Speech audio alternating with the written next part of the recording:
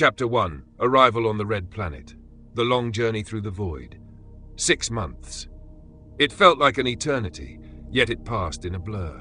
Elara Reese had spent the last 6 months confined to a metal capsule, rocketing through the cold vacuum of space at unimaginable speeds. The vastness of space, once a concept she had only encountered in textbooks, was now an oppressive, living reality. Each day she drifted further from Earth, the blue marble of her home slowly shrinking, leaving behind a void filled with endless, star-speckled darkness.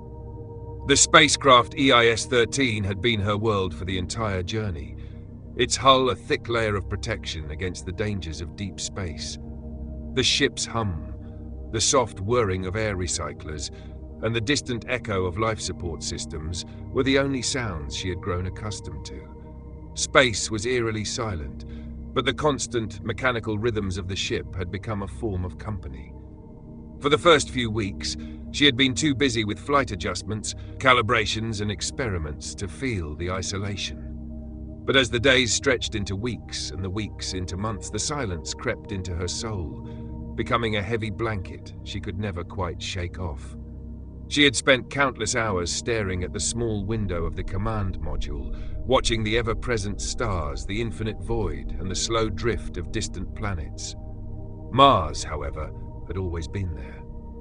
Just out of reach, a fiery red speck on a navigation screen, growing larger every day. The crew back at Mission Control kept her updated, their voices crackling through the comms as they ran final checks on her landing approach. But as she neared her destination, the communications lag increased. The delay became minutes, then tens of minutes, making every word feel distant and disjointed. For a while, it felt like she was the only one left in the universe. The first month was filled with excitement and awe. The thrill of embarking on this monumental mission, the thrill of being part of something bigger than herself. But that feeling had soon worn off. The remaining months were spent in a constant loop of routine, eating, exercising, maintaining equipment, and logging data. For 6 months, Earth became a distant memory, and Mars a distant hope, floating just beyond the reach of her fingertips. And now, as she glanced at the instrument panel again, it was there, Mars. In the last few days of the journey, Elara had felt a growing excitement as the red planet grew closer. It had begun as a tiny speck like an errant star, and now it was a full-blown planet, saturated in rust-red tones, looming larger and larger in her view. Her heart began to race in those final moments. The transition from being alone in deep space to finally being within the pull of a planet's gravity was almost surreal. Her body, conditioned to zero gravity for so long, felt strangely weightless, almost disconnected. But Mars would change all that. She would feel Mars. Descent into the Martian atmosphere. The moment the thrusters fired and the red planet's gravity began to take hold, Elara's stomach lurched with a sudden intensity. She had anticipated it, but nothing could have prepared her for the sharp physical sensation of her body being yanked downward after months of weightlessness. She couldn't imagine how astronauts who spent extended periods in space would fare upon returning to Earth's full gravity. Her breath caught in her throat. She hadn't realized how accustomed her muscles had become to the absence of gravity, how completely she had forgotten what it was like to feel the weight of her own body.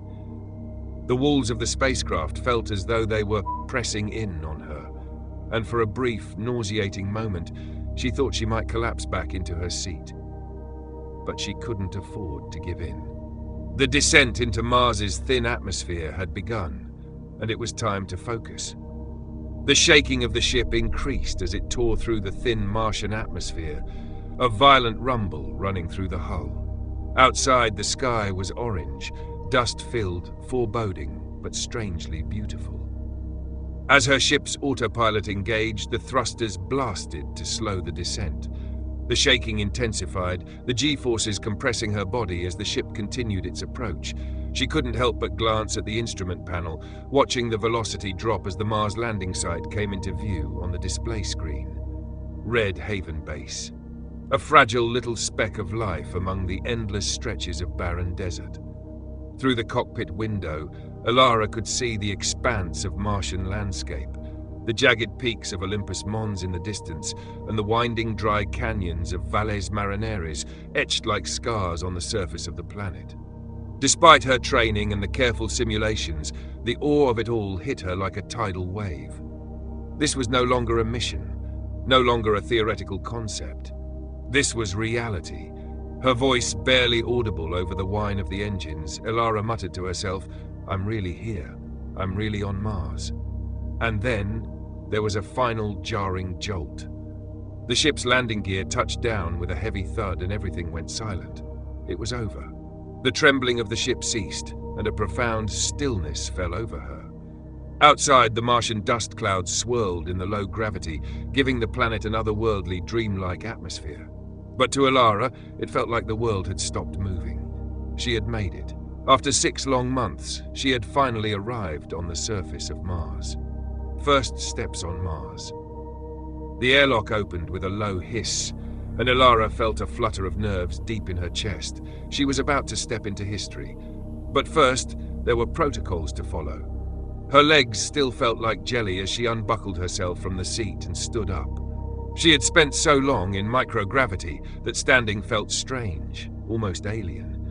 Her knees buckled, and she instinctively reached out for the walls, clutching the metal frames for support. The sudden force of Mars's gravity was like nothing she had imagined. Though it was only 38% of Earth's gravity, after 6 months of weightlessness, it felt like being strapped to a lead weight. "Careful, Reese," came a voice through her earpiece.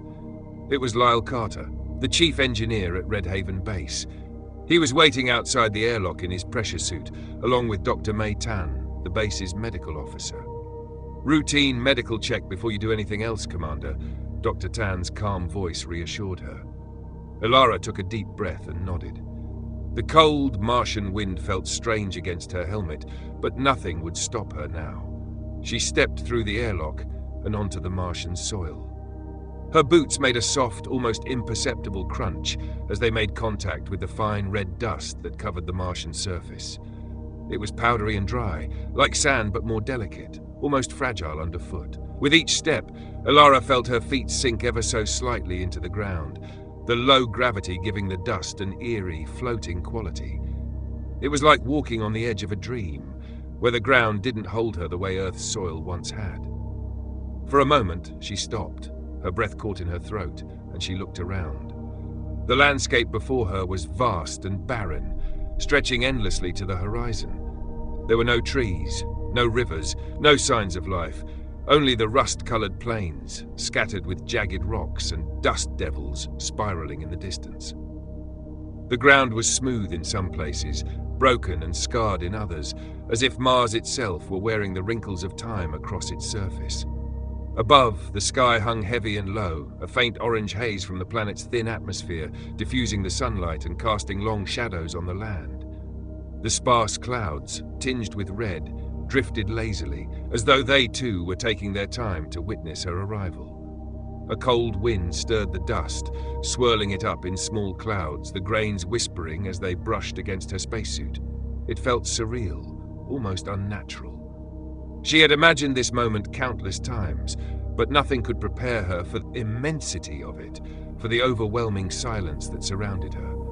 The weight of the emptiness was suffocating, and yet, in a strange way, it was liberating. To her right, the small cluster of habitats at Red Haven Base came into focus. They were humble, built for function, not for comfort, their domed roofs and narrow passages barely visible in the low orange light of the Martian afternoon. They looked insignificant against the grandeur of the landscape, but they were also a symbol of human resilience, proof that humanity had dared to conquer the impossible. The solar arrays stretched out, their metallic surfaces glinting in the faint sunlight, a constant reminder that life, though fragile, could be sustained on this distant world. Beyond the base, the Martian terrain became more rugged. The land was pocked with craters and scars from the planet's violent history. In the distance, the dark peaks of Mars' highest mountains rose sharply, like the spires of some ancient fortress, jagged and proud. Olympus Mons, the largest volcano in the solar system, stood silently in the distance, its massive shield looming over the planet's surface. The sight of it, so monumental, so imposing, took her breath away, and for a moment she felt small, insignificant in the face of such ancient power. It was hard to reconcile the lonely, harsh reality of this planet with the beauty it held. Mars was alive in its own way, silent, still, yet filled with a raw elemental energy that almost seemed to hum beneath the surface. The view before her was awe-inspiring, and as she stood there, taking it all in, Elara was swept away by a wave of emotion. The years of preparation, the grueling training, the lonely months in space, it all seemed to melt away in that one solitary moment. She had arrived on Mars. She had done it. For a brief second, all the doubts, the fears, and the uncertainties that had plagued her thoughts during the long journey faded into the background. Loneliness, isolation, hardship, they all seemed like distant memories. In this moment, it wasn't about the mission, or the science, or the future of human settlement on Mars. It was about the raw beauty of the planet, about standing on the surface of a world where no human had ever stepped before. She was no longer just a scientist, a pioneer, or an explorer. She was a witness to history. The weight of that realization hit her like a tidal wave, and it took all her strength to stay standing, to keep moving forward. But she couldn't stay there forever. The mission wasn't over. "Let's get you checked out, Commander," came Dr. Tan's voice, pulling her back from the awe-filled trance she had fallen into. There was a firm, reassuring tone to it, professional yet warm. "We need to ensure everything's intact after that long journey." Elara nodded, forcing a smile as she turned toward the base. Reality returned. The fresh air of Mars, despite its thinness, felt strange against her faceplate, and she knew the medical check was inevitable. After all, space travel wasn't something the human body was made for, and this was just one of the many safety measures in place. Elara could feel the adrenaline coursing through her, a nervous energy that tingled through every fiber of her being as she turned toward Dr. Tan, who had begun walking briskly toward the medical facility in the distance. She was acutely aware of every sensation, the slight pull of gravity on her limbs, the low hum of the systems in her suit, and the strange weightlessness of being the first human to touch this world. Mars had been a dream, a concept she had studied and prepared for, but now in this moment it felt entirely different. It felt real. She was no longer just a traveler through the void of space. She was standing on Mars. Her heart rate increased as she followed Dr. Tan, the tall, calm figure ahead of her, his boots leaving marks in the Martian dust. The base was eerily quiet at this hour. Most of the crew was busy in their workstations, running routine checks, analyzing data, and monitoring the habitat's systems. Elara could already feel the structure of daily life on Mars begin to impose itself, a rhythm that demanded focus and precision. There were no luxuries, no distractions. Every moment was accounted for. Work shifts rotated like clockwork. Mars demanded efficiency. She had heard of the routines that kept the habitat operating smoothly: maintenance, data gathering, and the constant monitoring of the fragile systems keeping everyone alive. Even the rare moments of downtime were filled with the quiet hum of equipment and the soft ticking of systems keeping track of every need. "You're doing well, Commander," Dr. Tan said as they walked together toward the medical center. His voice was calm, grounded, professional, just the right tone to center her as the reality of the situation began to sink in. His reassuring words, simple as they were, helped anchor her in the present. Elara could tell he had seen this reaction before in astronauts. The first steps on Mars weren't just monumental, they were emotional, overwhelming. The realization that this was the future, that humanity had truly reached a new frontier, was something hard to grasp in a moment. He was here to help her process that, to ensure that she stayed focused and healthy. His cool professionalism was a balm against her rising tide of nerves. Dr. Tan had been one of the first faces she'd seen when she disembarked from the spacecraft. His familiarity and steady demeanor had provided her with the confidence she needed to start adjusting to life on this alien world. It wasn't just his clinical expertise that had put her at ease, but the fact that he had spent years on Mars. He understood the isolation, the subtle changes in pressure that affected the body, the unpredictable mental fatigue that came from living in such a harsh environment. He knew the rhythm of Mars like no one else. As they entered the medical facility, the smell of clean, sterile air hit Elara's senses. The medical center was designed with functionality in mind, all white walls, chrome equipment, and high-tech monitors that blinked with streams of data. It was precisely the kind of environment she had come to expect in space and on Mars, but for some reason it felt colder here. Not cold in temperature, but cold in the sense that it was disconnected from the world outside. Inside the medical center, everything was controlled, measured, and monitored. There were no surprises here. Nothing felt organic. It was the artificial sanctuary of life support. Elara barely registered the soft hum of the air filters or the faint buzz of the system running continuous scans. Her mind was still half immersed in the awe of standing on Mars. It was hard for her to shift from the excitement of arrival to the immediacy of the medical check. She removed her helmet and gloves, a small act that felt monumental, as the airlock system sealed behind her with a soft hiss. The air inside was refreshingly crisp, and she filled her lungs with it, feeling the weight of the moment settle in. She was standing on Mars, not just for a fleeting moment, but for the foreseeable future. This was her new reality. "First check is routine, Commander," Dr. Tan said, his voice softening now. "How are you feeling?" The question seemed simple, but Elara knew it was important. After the months of exposure to zero gravity and the physical toll of space travel, her body's adjustment to Martian gravity and conditions was a critical step. A body that had been deprived of weight for so long wasn't the same as one that had to deal with the constant pull of even a reduced gravity field. Her body had changed in ways she couldn't fully comprehend. She felt lighter yet somehow heavier, as if her limbs were moving through molasses. Every step was still a small adjustment. "I feel energized, honestly," Elara replied, surprised by how light her voice sounded. Despite the overwhelming nature of the day, she was surprised to feel an odd sense of clarity. The physical sensations that were unfamiliar to her, this new weight, the pressure in her joints, felt like a challenge, and she was ready for it. She paused before adding, "It's a strange feeling. This planet feels so alive." Dr. Tan nodded, understanding the depth of her words. It was something all astronauts felt once they arrived. The odd sense that Mars itself wasn't a dead, barren world, but a place that breathed, that carried with it a history and a pulse that wasn't immediately visible. The promise of exploration, of new beginnings, was palpable here. Even the dust, though desolate, seemed to hum with energy. Despite his empathy, Dr. Tan's expression remained focused. He gently guided her to a chair, and with practiced efficiency began connecting her to the various monitoring devices. The soft whir of the machines, the beeping of sensors, the quiet clicks of instruments, all of it became a familiar background to her thoughts as Dr. Tan ran her through the routine checks. Blood pressure, oxygen saturation, and reflex tests.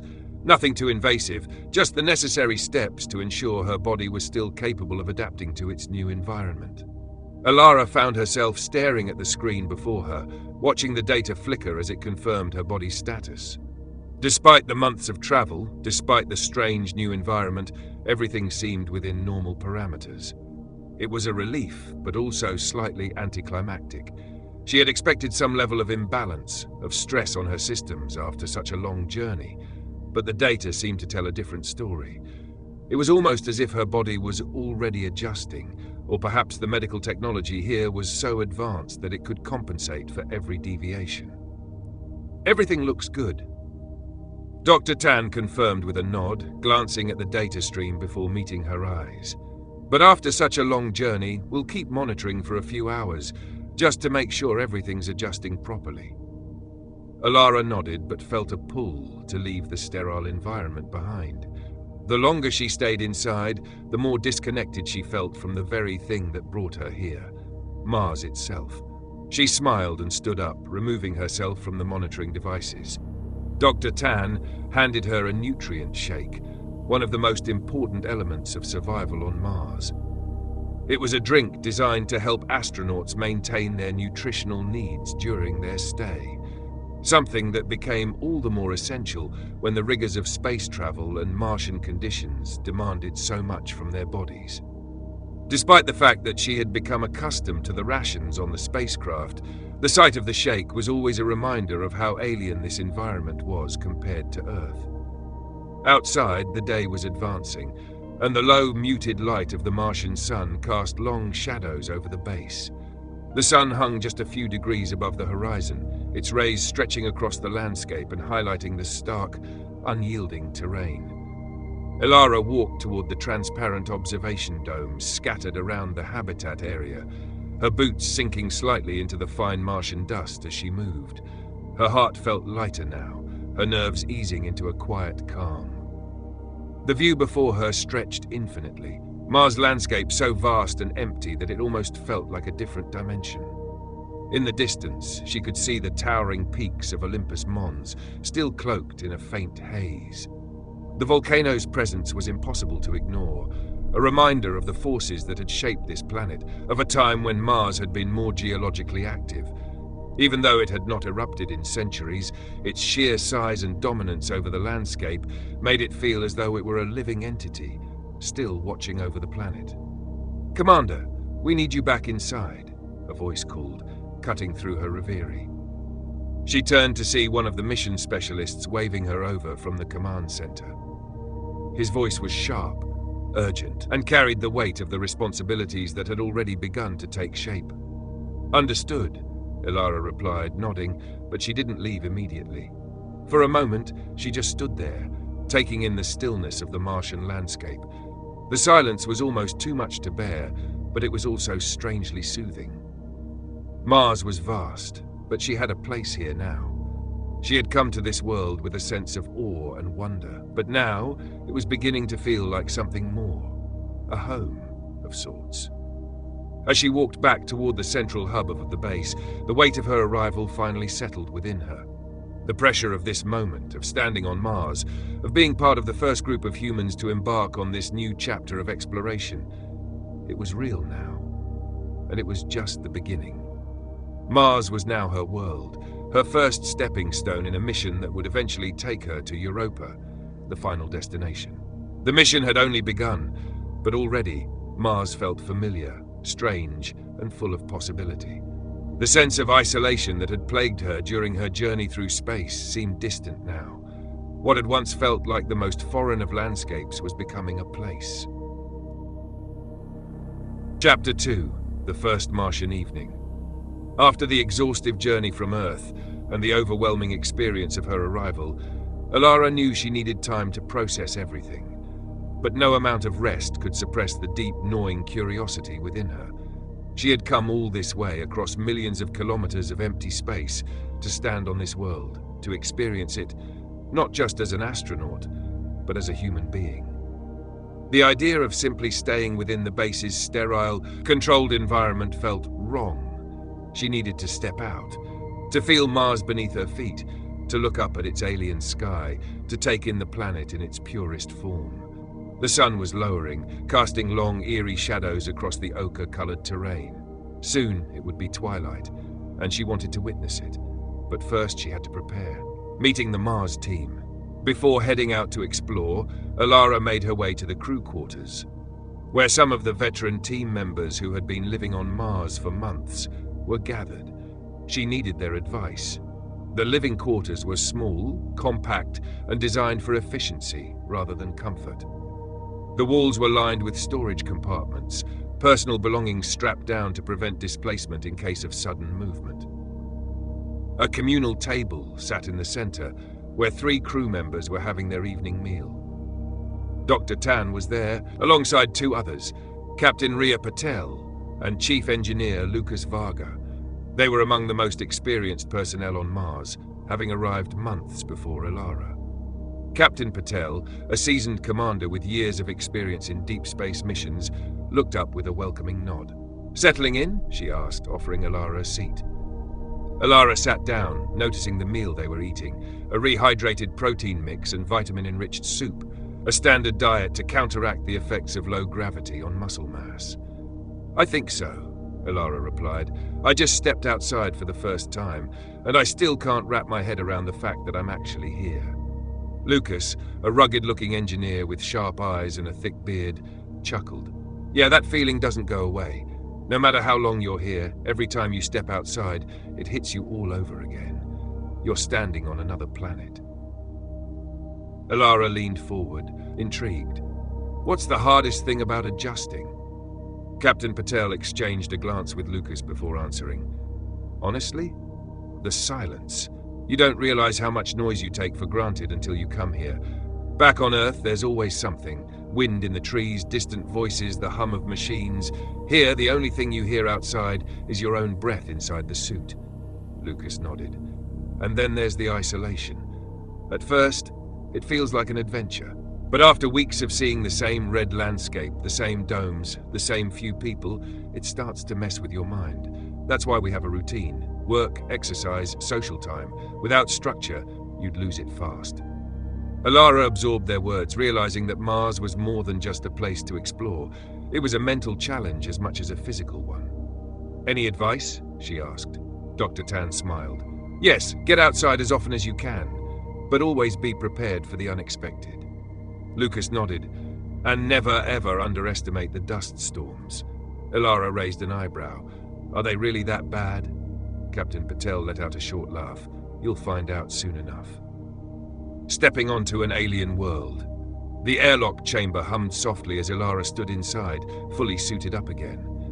The bulky extravehicular activity EVA suit felt heavier than she remembered, likely a result of the months spent in microgravity. But the familiar tightness of the fabric and the rhythmic hiss of the oxygen system gave her comfort. She performed a final systems check. Oxygen levels, thermal regulation, radio communication, all green. The airlock depressurized with a low mechanical hiss, and a moment later the outer doors slid open. A gust of frigid, metallic-scented air swept past her, carrying the fine Martian dust that had been stirred up by the day's activities. Elara took a deep breath, instinctively, despite the helmet separating her from the harsh atmosphere, and then stepped forward. The first sensation was how soft the ground felt beneath her. The fine regolith, made of crushed rock and iron-rich dust, shifted slightly under her boots, absorbing her weight in an unfamiliar way. She took another step, then another, and finally, she looked up. Mars stretched endlessly before her. To her left, jagged rock formations stood like weathered sentinels, their dark edges sharp against the backdrop of the rust-colored expanse. Beyond them, the land sloped into a deep basin, where layers of ancient sediment told the story of a planet that had once harbored liquid water. To her right, the cluster of habitats forming the Mars base was barely visible through the hazy afternoon light. Small domed structures connected by narrow tunnels, dwarfed by the sheer vastness of the Martian wilderness. And in the far distance, the colossal shadow of Olympus Mons loomed over the horizon, its peak lost in the thin, dust-laden sky. But what struck her the most was the silence. The approaching storm. A sudden alert flashed across Elara's HUD, a rapid shift in atmospheric pressure, a sharp spike in wind speeds. Her heads-up display immediately adjusted, analyzing the incoming data, providing her with a real-time projection of the storm's trajectory. Numbers flickered across the screen, painting an ominous picture. Wind speeds climbing past dangerous thresholds, visibility expected to plummet to nearly zero, and the entire system advancing faster than anticipated. Her heart quickened. She turned toward the horizon, and that's when she saw it. At first, it was nothing more than a faint shimmer, a delicate, almost ethereal movement on the distant plains, a ghostly tendril of dust, barely perceptible against the reddish hue of the Martian landscape. It was easy to mistake it for an ordinary dust devil, one of the countless miniature whirlwinds that frequently danced across the surface of this world. But within moments, the disturbance grew. The air above the plains thickened as the dust began to lift in great swirling eddies, twisting upon itself like an uncoiling serpent. The sky darkened, shifting from its usual dull ochre to something deeper, something more foreboding. Then the first true gust of wind rolled across the desert. Elara felt it, a strange, uneven pressure against her suit, a ripple of force that sent fine grains of Martian dust skittering across the ground. The wind wasn't powerful in the way a terrestrial storm might be. Mars's thin atmosphere lacked the density to push with brute force. But it didn't need to. The danger wasn't in the strength of the wind, it was in the dust. The fine particles of iron-rich sand, no larger than grains of talcum powder, had already begun to rise into the air. Within seconds, visibility began to deteriorate. Her comms crackled to life, cutting through the static of the storm. "Commander, you need to get back inside. Now." It was Dr. Tan. His voice was sharp, urgent. Elara didn't need to be told twice. She pivoted sharply, her boots kicking up plumes of dust as she turned back toward the base. The observation dome and the central habitat module stood in the distance, their structures faint outlines against the growing chaos. She quickened her pace, adjusting her breathing, staying focused. The wind picked up. It was no longer just a breeze, it was a force. It lifted the fine Martian dust into a swirling maelstrom, the particles so light that they seemed to move of their own accord, like living things carried by unseen hands. It crept into every crevice of the landscape, filling the air with a suffocating haze. Then the first real gust struck, not like a hurricane or a gale-force wind on Earth. There was no massive force slamming into her body, no risk of being thrown off her feet. Instead, it was a sudden, insidious pressure, shifting the dust in ways that played tricks on the eyes. Shadows moved unpredictably. The horizon blurred. Landmarks disappeared. She stumbled, just for a second. Her suit's servos adjusted automatically, compensating for her sudden misstep, stabilizing her balance. She took a deep breath, forcing herself to stay calm. She couldn't afford to panic. Not here. Ahead, the base was rapidly fading behind a curtain of swirling rust. The airlock was still visible, but barely. She pressed forward, each step feeling heavier than the last. The storm was closing in. Her HUD flashed another warning. Temperature drop detected. Wind speeds increasing. By the time she reached the airlock, the storm was in full force. The world outside had turned into a vortex of dust and shadow. The winds howled through the reinforced structures of the base, a ghostly wail that carried across the Martian plains. The habitat modules shuddered slightly under the stress, their supports groaning against the shifting pressures. Elara slammed her hand against the access panel. The outer door slid open with a hiss, revealing the dimly lit interior of the airlock chamber. She stepped inside, the door sealed shut behind her. Silence. Only the faint sound of her own breathing filled the space. The external microphones cut off the sound of the storm, leaving nothing but the reassuring hiss of the pressurization system engaging. She was inside, safe, for now. Twilight over Mars, hours later, the storm had passed. Elara stood inside the transparent observation dome, staring out at the transformed landscape. The storm had left its mark. Outside, the familiar terrain looked different. The fine dust had settled in new formations, altering the contours of the land. Dunes had shifted, subtle depressions had been filled, and once distinct rock formations now bore a fresh coating of Martian sand. The world had been reshaped, not dramatically, but noticeably. The last rays of the Martian sun stretched across the horizon, casting elongated shadows over the ridges and craters. The light was golden, almost ethereal, as if the planet itself was exhaling after the chaos of the storm. Elara pressed her hand against the dome's inner surface, feeling the cold seep through her glove. The sky was changing. Above her, the dull ochre of daytime was fading, giving way to something far more beautiful.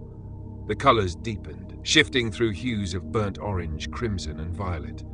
Then, as the sun dipped lower, the sky transitioned to deep purples and blues, a surreal gradient that felt more like an artist's brushstroke than a natural occurrence. And then finally the sun vanished. Mars was plunged into darkness. Elara exhaled, watching as the first stars began to appear, and then more and more. Within minutes, the sky had become an infinite canvas of light. The Milky Way stretched across the heavens in a breathtaking display, a river of stars spilling across the sky. There was no thick atmosphere to obscure the view, no moisture, no pollution, just raw, unfiltered starlight. It was overwhelming. She had spent years in space, had seen the vastness of the cosmos through the reinforced glass of her spacecraft, but this was something else entirely. This was the sky as it was meant to be seen. She felt small, insignificant, but not in a way that frightened her. It was humbling. Mars had already tested her today. The storm had been a reminder of the planet's unyielding nature, its indifference to human presence. And yet, standing here now, beneath this endless sky, she felt something she hadn't expected, a sense of belonging. She had traveled millions of kilometers to stand on this alien world. She had left Earth behind, abandoned everything she had ever known for this moment. And now, under the endless stars, she felt it. For the first time since she had left home, she truly felt at home. Chapter 3. Dinner with the team and the journey ahead. Elara stepped into the dining area, the quiet hum of the habitat's life support systems a constant reminder of their fragile existence on Mars. The long communal table was already set, the warm glow of the overhead LED lights casting soft shadows on the metallic walls. The scent of rehydrated stew filled the air, simple but nourishing, the kind of meal that kept them going in this distant world. The team was gathered, their conversations steady but subdued, each person aware of the momentous mission that lay ahead. As Elara entered, heads turned in her direction, some eyes filled with curiosity, others with quiet acknowledgement. They had all been through the storm together, but for Elara, the challenges were only beginning. Elara, Nadia, the mission commander, greeted her with a professional yet warm tone. "How are you holding up after today's storm?" Elara managed a small smile as she took a seat across from Nadia. "It was intense, just a reminder of how little control we have over this planet. But I'm fine. The base is secure and we're adapting." "That's the Mars we signed up for," Marco, the lead engineer, said with a knowing nod. "Unforgiving, unpredictable, and completely indifferent to us, but we knew what we were getting into." Elara glanced toward the observation window. The Martian night stretched infinitely beyond the glass, a vast, unbroken canvas of stars. The storm had passed, leaving the atmosphere crisp and clear. Without the interference of an atmosphere like Earth's, the stars shone with a brilliance that was almost unsettling. She had seen them countless times before, but something about tonight made them feel even more distant. "I don't think I'll ever get used to it," she admitted, her voice softer now.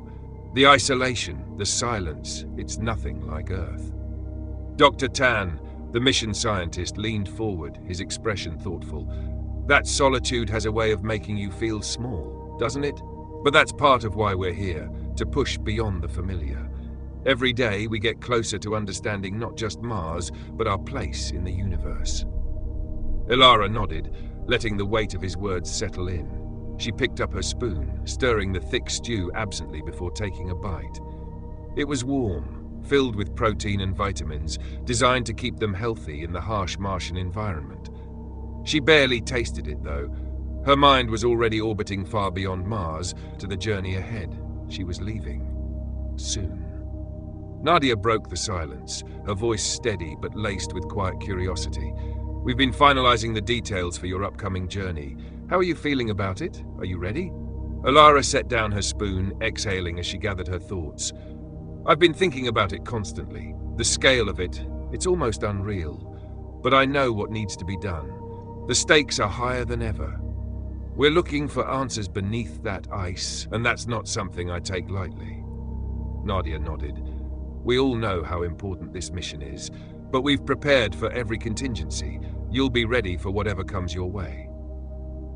Marco tapped at his tablet, bringing up a set of trajectory calculations. "The trip to Europa is long, around 6 months. We've optimized the trajectory using gravity assists, but it's still a long stretch of space before you reach the moon." Elara was well aware of the timeline. 6 months there, 6 months back. The return trip might be slightly longer, depending on our trajectory adjustments after the mission, and once I'm done on Europa, it'll take another 4 months to reach Earth. All told, it'll be nearly 2 years from start to finish. 2 years, Nadia echoed, her voice carrying the weight of it. A lot can change in that time, and there's plenty of risk, especially when passing through the asteroid belt. Elara's thoughts shifted to the dangers ahead. "The asteroid belt," she murmured. "I know the risks. We've all seen how unpredictable it can be, but we've got systems in place to handle it." Marco, still reviewing data, spoke with measured confidence. The shuttle's equipped with advanced radar and maneuvering systems. The ion propulsion system gives you a lot more control than you'd expect, and we've programmed multiple avoidance algorithms. If anything comes too close, you'll have immediate course correction options. The shuttle's hull is reinforced for small impacts, and will have shields activated during the most dangerous sections. The belt is mostly empty space, but we're not taking any chances. Elara took it all in, her expression steady. Still, we need to be ready for the unexpected. Space doesn't care about our plans, and the asteroid belt isn't the only challenge.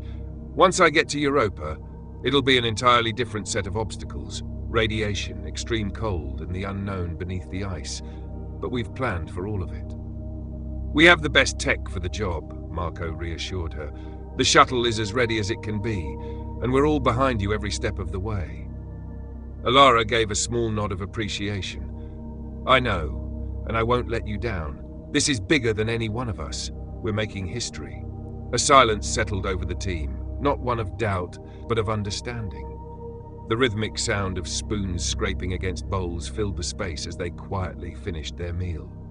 Outside, the Martian sky remained impossibly clear, an ocean of stars staring down at them as if watching their every move. What lay ahead was daunting, but it was also a step towards something greater than themselves. The mission wasn't just about reaching Europa.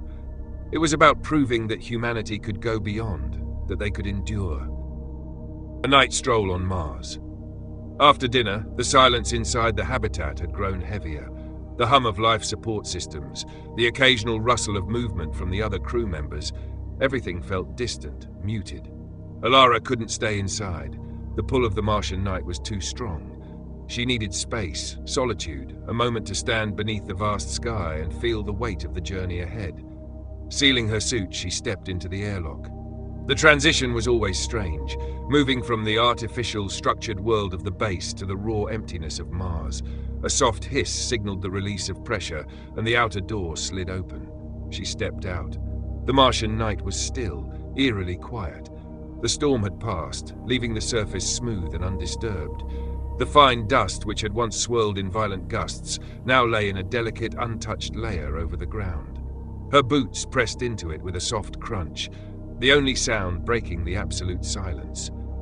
Above her, the sky stretched endlessly, an abyss filled with burning stars. Without a thick atmosphere to blur their light, they gleamed in perfect clarity. The constellations were familiar yet slightly askew from this new vantage point, like a celestial puzzle subtly rearranged. The Milky Way carved a brilliant path overhead, its dense clusters of stars shimmering like a cosmic river flowing through eternity. Then she saw them, Mars's two moons. Phobos and Deimos hung in the sky like distant sentinels. Phobos, the larger of the two, moved swiftly, racing across the heavens in a matter of hours. Deimos, smaller and farther away, drifted at a more leisurely pace. They were irregular, misshapen, more like captured asteroids than true moons. Watching them always filled Elara with a strange sense of unease. Phobos, in particular, was doomed, inching closer to Mars every year. One day it would break apart, its fragments raining down onto the planet. But for now, they watched over her, silent witnesses to humanity's first steps on this world. Elara made her way toward a ridge near the base. From here the land sloped gently downward into a crater, a scar from an ancient impact, a reminder of how violent the universe could be. She stood at its edge, gazing across the barren expanse. Mars was desolate, lifeless, utterly indifferent to her presence. And yet, in its stillness, there was something profound. She let out a slow breath, the sound soft in her helmet. Somewhere beyond Mars, beyond the cold and the emptiness, Europa awaited, a frozen world hiding secrets beneath its icy shell. The journey ahead would take 6 months alone, with only the hum of her ship and the distant signals from home to keep her company. She had trained for this, prepared for the isolation, but standing here beneath the vast Martian sky, she finally felt the enormity of it. And yet she wasn't afraid. She crouched down, running her gloved hand through the fine Martian dust. This world had been untouched for eons, shaped only by wind and time. Now she was here, leaving footprints that might last for millennia. A lone traveler, about to embark on the farthest journey a human had ever taken. For a long moment she stood in the silence, letting the night wrap around her. The stars burned overhead, Phobos and Deimos drifted across the sky, and Mars stretched out before her, vast, ancient, waiting. Tomorrow, everything would change. The Martian night and communication with Earth.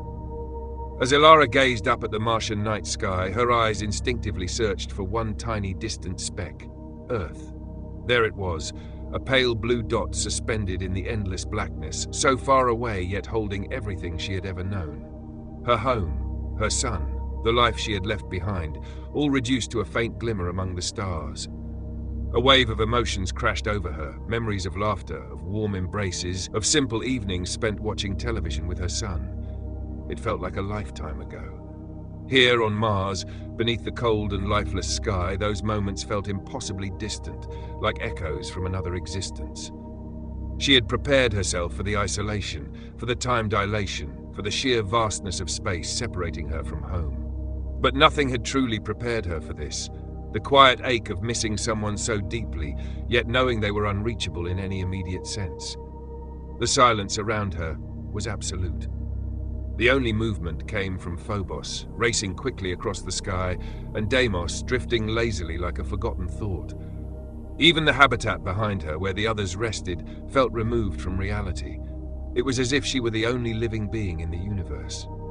With a deep sigh, Elara turned and stepped back inside, the airlock sealing shut behind her with a soft hiss.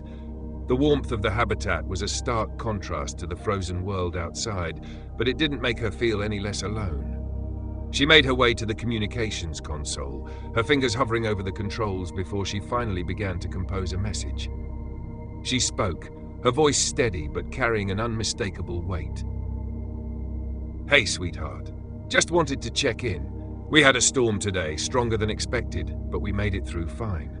Mars is beautiful at night. The sky is so clear, I wish you could see it. I miss you." She hit send, knowing it would take nearly 15 minutes for the message to reach Earth. And then she had no choice but to wait. 15 minutes was an eternity when all she wanted was to hear his voice. The delay wasn't just frustrating, it was cruel. Every conversation stretched over time, creating gaps that made their exchanges feel detached, unnatural. There was no back and forth, no real-time comfort, just messages cast out into the void, arriving long after they were spoken. She busied herself with small tasks, but her mind remained focused on the console. Minutes ticked by slowly until finally the screen flickered. A reply had arrived. His voice crackled through the speakers, slightly distorted but unmistakably his. "Hey, Mom. How's everything going? Is it everything you imagined?" Elara closed her eyes for a moment, letting the sound of him wash over her. "It's beyond what I imagined," she admitted, finally responding. "But it's also more difficult than I thought. The storm today was a reminder that Mars isn't a forgiving place, but we're safe here. We're adapting." She pressed send and waited again, another 15-minute silence. It was agonizing. Then his voice returned. "I miss you, Mom. I know this is a huge mission, but I wish you could be here. I'll be waiting for you to come back." Elara's throat tightened. Every message felt like a ghost of a conversation, a distant echo of what should have been a normal mother-son exchange, but this was their reality now. "I miss you too," she said softly. "I wish I could be there with you, but you have to know this is for us, for our future, for all of humanity." Another wait. "I know," his reply finally came. "I'm proud of you. Just be careful, okay? Come back safe." Her chest ached. "I will," she whispered. "I promise. I love you. I love you too, Mom." And then, silence. Elara leaned back in her chair, staring at the ceiling. The reality of space travel was never more apparent than in these moments. The lag, the distance, the painfully slow conversations. It was all a stark reminder of how far she had gone. She had accepted the sacrifice, but some nights, like this one, it was harder to bear. She exhaled slowly, steadying herself. The mission was monumental, but so was the personal cost. All she could do was hold on to the belief that what she was doing, everything she was about to face, would be worth it when she finally returned home. Tomorrow, the Icarus would launch. Europa awaited. Elara sat in silence for a long while after the transmission ended. The hum of the habitat's life support system was the only sound filling the room, a gentle reminder that despite the isolation, she was still tethered to something: air, warmth, protection. But in that moment, she felt the weight of Mars pressing down on her. This was her first night on the red planet. It would also be her last. She rose from the chair, stretching her tired limbs. The artificial gravity inside the habitat was set to mimic Earth's, but after spending the day in the lower Martian gravity, her muscles ached in a strange, unfamiliar way. It was another reminder of how far she had come and how much farther she had yet to go. The walls of her small sleeping quarters were lined with personal effects, a few photographs, a small notebook, a keepsake from home. Things meant to bridge the gap between Earth and here, but nothing could truly replace the warmth of home. She changed into a lightweight thermal suit, the kind designed for comfort in the controlled environment of the habitat, and slipped under the thin, insulated blanket on her cot. Lying there, she let her mind drift. Outside, the Martian night stretched on, cold and endless. Somewhere above Phobos and Deimos, the two moons of Mars moved silently across the sky. She thought about how, from Earth, the moon felt like a constant companion. Here, the moons were fleeting, distant, almost spectral. Elara turned onto her side, exhaling slowly. Tomorrow, she would leave this place behind. The Icarus was ready, waiting to carry her away from this rust-colored world and into the unknown. Europa awaited, a destination even more mysterious, even more perilous. She thought about the storm earlier, the way the wind had howled across the barren landscape, as if Mars itself was whispering a warning. The planet was not meant to be home, not yet at least. But maybe someday humans would return, not as visitors, but as settlers. Her eyes grew heavy, the exhaustion of the day settled in, pulling her into the quiet stillness of sleep. This was her first night on Mars. It was also her last. Tomorrow she would leave, and Mars would be nothing more than a memory. Chapter 4: The Last Dawn on Mars. Elara awoke before the artificial light blinked on. The soft red hue of the Martian sky was already creeping through the edges of her window, marking the first light of her last morning on this desolate planet. She blinked her eyes open, adjusting to the moment, an unfamiliar sensation. She had trained for this, prepared herself for every step of the journey. But standing at the edge of this monumental chapter, with Mars still holding its quiet grip on her soul, she felt a strange weight settle in her chest. The silence of the Martian morning felt eternal. Unlike Earth's waking world, where the hum of life begins to stir with birds, rustling trees, and bustling streets, Mars offered none of that. A stillness so profound it almost seemed unnatural. The only sound was the soft hum of the habitat's life support system, keeping the air breathable and the temperature livable in this hostile environment. She rubbed her eyes and swung her legs out of bed. The Martian gravity felt strange beneath her feet, just a little weaker than Earth's, but it still made her movements feel more deliberate, more intentional. Every step here was measured. There was no room for laziness. Everything on Mars had to be controlled, regulated, calculated.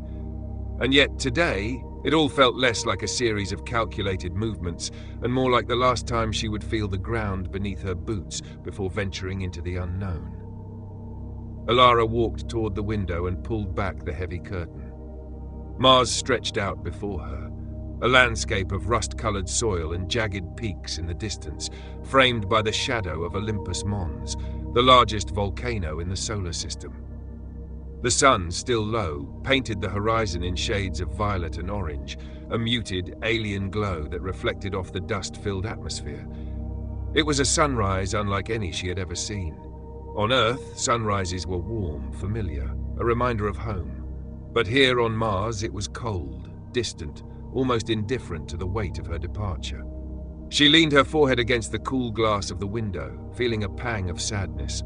In the distance, she saw the construction site of the greenhouse project, a vital part of humanity's effort to warm Mars, create sustainable habitats, and perhaps one day make the planet habitable. The site reminded her of the fragile hope that humanity had placed here on a barren world.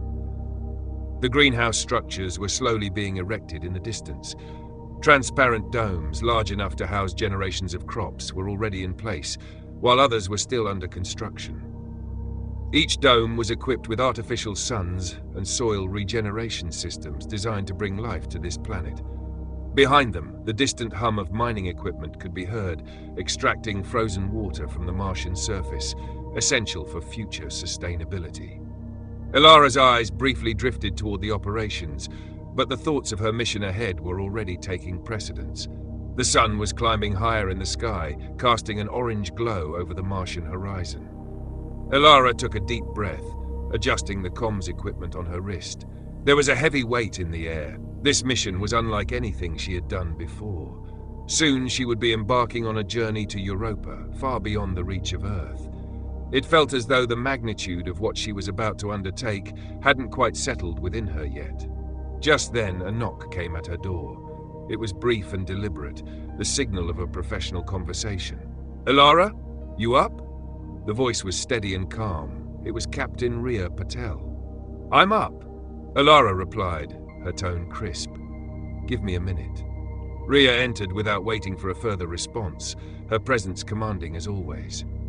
Her spacesuit was already on, and she adjusted her helmet in a practiced motion, the black and red contrasting against the pale backdrop of the Martian habitat. "Elara, we need to run through the systems check one last time before we leave. We've confirmed all your mission parameters are in order, but I want to go over the trajectory one more time. The Delta-V calculations for the Icarus are accurate, but you'll be out of communication range once you're past Mars's orbital path," Ria began, pulling out a datapad and projecting a holographic map. Elara nodded, stepping closer to the table. The display of Icarus's trajectory appeared before her, showing the orbital dynamics, fuel levels, and estimated time for orbital insertion as the spacecraft would begin its journey toward Europa.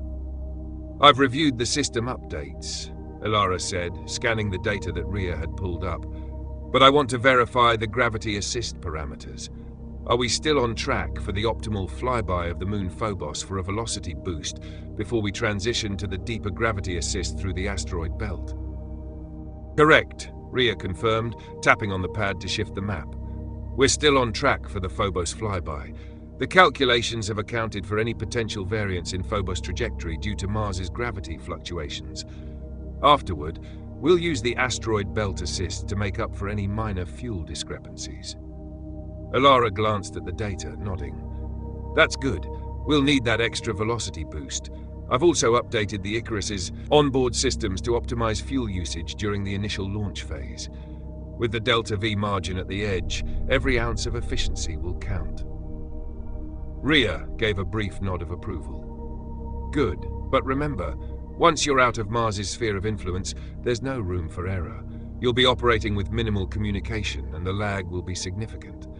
The time dilation effects at that range will also alter how we observe your progress." "I've noted that. I'll be tracking everything in real time as best as I can, but it's all contingent on the onboard diagnostics," Elara said. She paused for a moment, her gaze momentarily drawn to the Icarus through the window, a sharp reminder of the challenge that awaited her.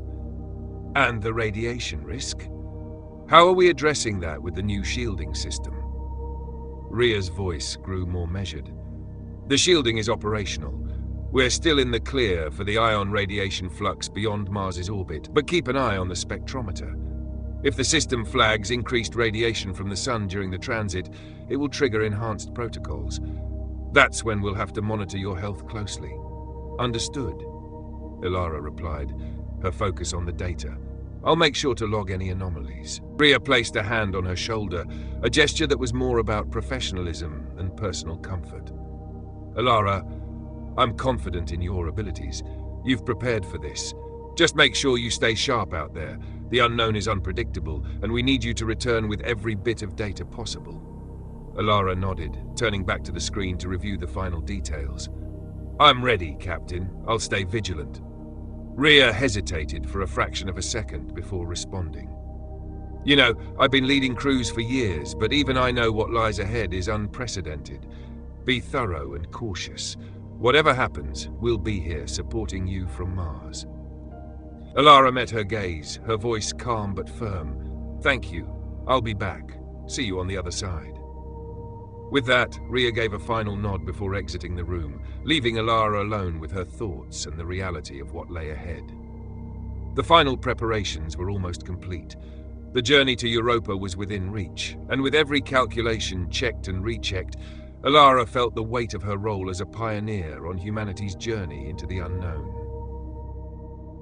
They walked back to the habitat in silence, the tension of their departure building in the quiet.